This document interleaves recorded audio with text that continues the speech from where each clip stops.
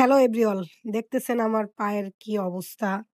যাই হোক, আল্লাহ তাআলা কাকে কখন কি করবে একমাত্র আল্লাহ তাআলাই জানে, কার সাথে কি ঘটবে। আসলে কারো জানা নেই যে এখানে গেলে হয়তো বিপদ হতে পারে। যদি জানা থাকতো তাইলে কখনোই এরকম হইতো না। তাহলে তো জেনে শুনেই থাকতাম। এই যে রিক্শাওয়ালা আমাকে দেখতেছেন, কিছু বলার নাই আসলে ওনার ব্যাপারে। আমি রানিং এও ছিলাম না, কিছুতেই ছিলাম না। জাস্ট রাস্তার সাইডে বাইকের উপরে দাঁড়ানো ছিলাম, ফোনে কথা বলতেছিলাম। আমি রওনা দিছিলাম বরিশালের উদ্দেশ্যে আমার ফ্যামিলি সবাইকে নিয়ে। যেহেতু আমার অনেকগুলা ব্যাগ ছিল, সামনে সামনে খালাতো বোনের বিয়ে ছিল। দেন আমি বাড়ির জন্য একটা এলইডি টিভি নিছিলাম। সবকিছু মিলিয়ে আমার কাছে অনেক জিনিসপত্র ছিল। আমি আমার ফ্যামিলিকে আগেই পাঠিয়ে দিছিলাম। দেন আমি বাইকে করে পিছনে যাচ্ছিলাম। আমি বাইকে জাস্ট উপরে বসা, তাদেরকে ফোন দিতে দিছিলাম। কারণ আমি তো বাইকে গেছি, যে ক্ষেত্রে আমি আগেই চলে গেছি।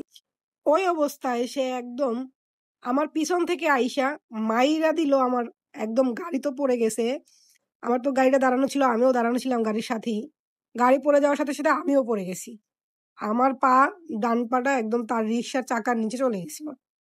যার কারণে আমার পা ফ্র্যাকচার হয়েছে। আল্লাহর রহমতে আমার পাটা ভাঙেনি।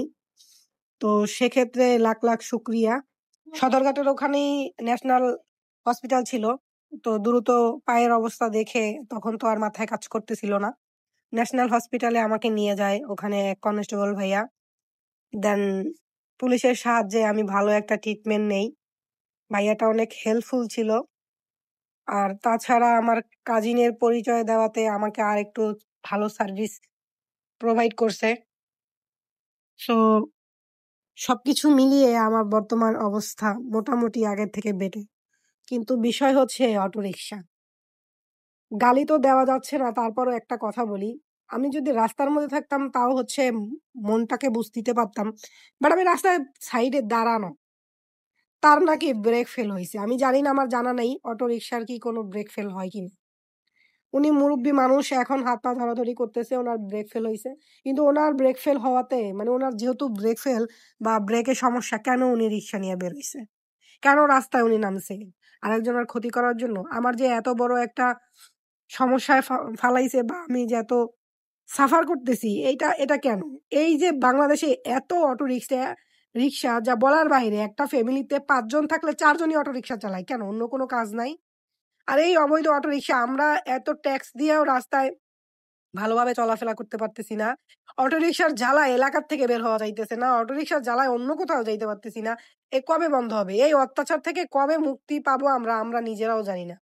দেখেন, দাঁড়ানো মানে আমার ভাগ্যের পরিহাস কেমন যে আমি রাস্তার সাইডে দাঁড়াইয়াও শান্তিতে নেই। ঠিক আছে?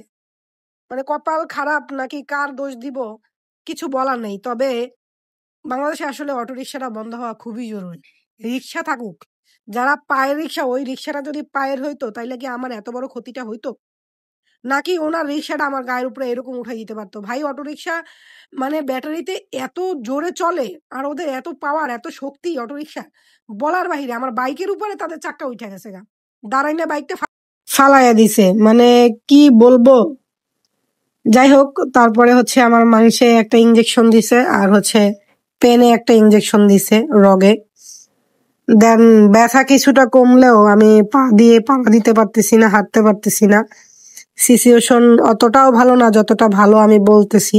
কারণ পায়ের ফুলাটা তো আপনারা দেখছেন, ফ্র্যাকচারটা কিভাবে হয়েছে।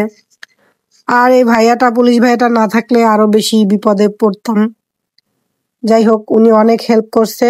উনি হচ্ছে পুরান ঢাকাতে ডিউটি করে। একদম আমি যেখানে অ্যাক্সিডেন্ট করছি ওই বক্সই উনি ছিল, ওনাকে বলছি।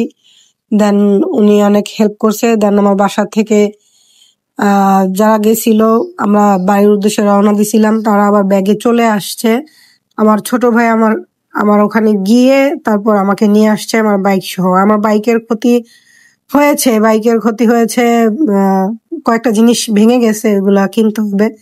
তারপর রিক্সাওয়ালারে মাফ করে দেওয়া হয়েছে, কি আর বিষয়টা হচ্ছে কি, টাকা পয়সা তো বিষয় না। বিষয় হচ্ছে এখন আমি সুস্থ কবে হব, আমি আবার কত কত সুন্দর করে হাঁটবো, বা আমার পায়ে যে অবস্থা হয়েছে, আমার এত সুন্দর পাটা যে নষ্ট করে দেওয়া হয়েছে।